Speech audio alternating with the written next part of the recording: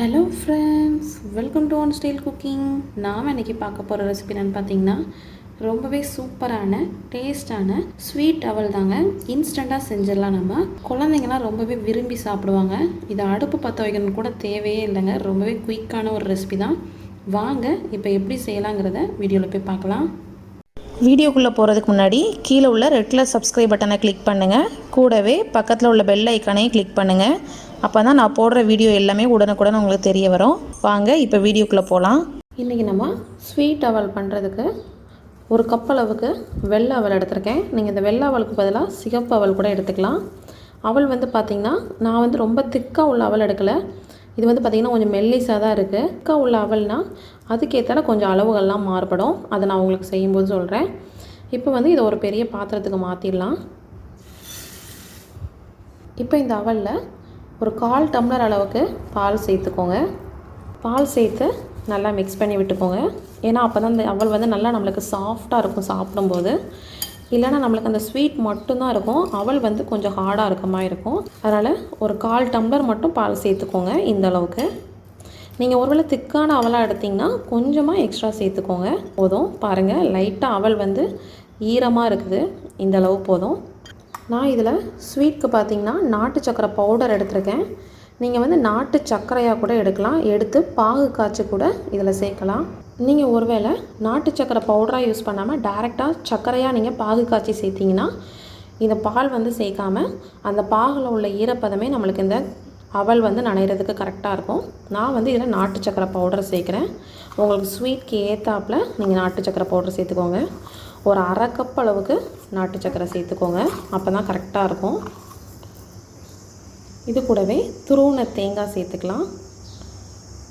அப்புறம் கொஞ்சமாக ஏலக்காய் தூள் சேர்த்துக்கோங்க. இது நல்லா வாசனையாக இருக்கும். இப்போ எல்லாம் சேர்த்து நல்லா மிக்ஸ் பண்ணிக்கலாம். இது குழந்தைங்களுக்கு ஸ்நாக்ஸாக குயிக்காக செஞ்சிடலாம். ரொம்பவே சூப்பராக இருக்கும். குழந்தைங்களும் விரும்பி சாப்பிடுவாங்க. இப்போ நல்லா மிக்ஸ் பண்ணிக்கலாம். இதை நல்லா மிக்ஸ் பண்ண அந்த ஈரப்பதத்திலேயே இந்த நாட்டு சக்கரை பவுடர் பார்த்திங்கன்னா நல்லா மெல்ட் ஆகி இந்த அவலில் நல்லா நம்மளுக்கு ஊறும்.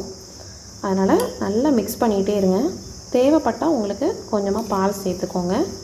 பாலோட ஃப்ளேவர் பிடிக்காதுன்னு நினச்சிங்கன்னா நீங்கள் அதுக்கு பதிலாக நார்மலாக உள்ள வாட்டர் சேர்த்தாலே போதும். பாருங்கள், நல்லா மிக்ஸ் பண்ணியாச்சு. இந்த அவலோட கலர் நல்லா சேஞ்ச் ஆகிருக்கு. பாருங்கள் நல்லா மிக்ஸ் பண்ணியாச்சு. இந்த அவலோட கலர் நல்லா நம்மளுக்கு சேஞ்ச் ஆகிருக்கு. பாருங்கள், இந்த மாதிரி நல்லா மிக்ஸ் பண்ணி எடுத்துக்கலாம். பாருங்கள், நல்லா உதிரியாக நல்லா டேஸ்ட்டாக இருக்குது. இப்போ இந்த சமயத்தில் உங்களுக்கு தேவைப்பட்டுச்சுன்னா முந்திரி திராட்சைலாம் நெய்யில் வறுத்து சேர்க்கலாம். அதுவுமே இன்னும் நல்லா ஃப்ளேவராக இருக்கும். இல்லை எனக்கு அது வேண்டாம்னு நினச்சிங்கன்னா இப்படியே நீங்கள் சர்வ் பண்ணலாம். இதே ரொம்ப சூப்பராக இருக்குங்க.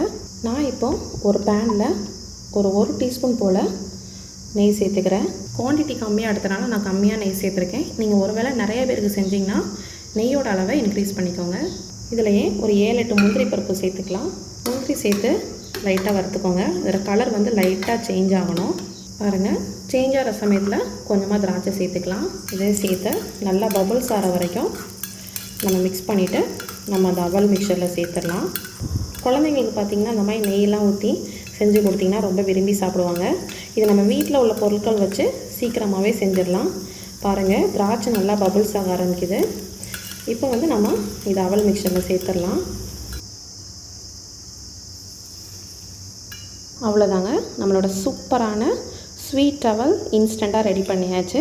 கண்டிப்பாக நீங்களும் இந்த ரெசிபி ட்ரை பண்ணி பாருங்கள். உங்கள் குழந்தைங்க எல்லாருமே ரொம்ப விரும்பி சாப்பிடுவாங்க. இந்த ரெசிபி கண்டிப்பாக உங்களுக்கும் பிடிச்சிருக்குன்னு நினைக்கிறேன். இந்த ரெசிபி பிடிச்சிருந்துச்சின்னா நம்ம சேனலை லைக் பண்ணுங்கள், ஷேர் பண்ணுங்கள், சப்ஸ்கிரைப் பண்ணுங்கள். மறக்காமல் கமெண்ட் பண்ணுங்கள். தேங்க்யூ.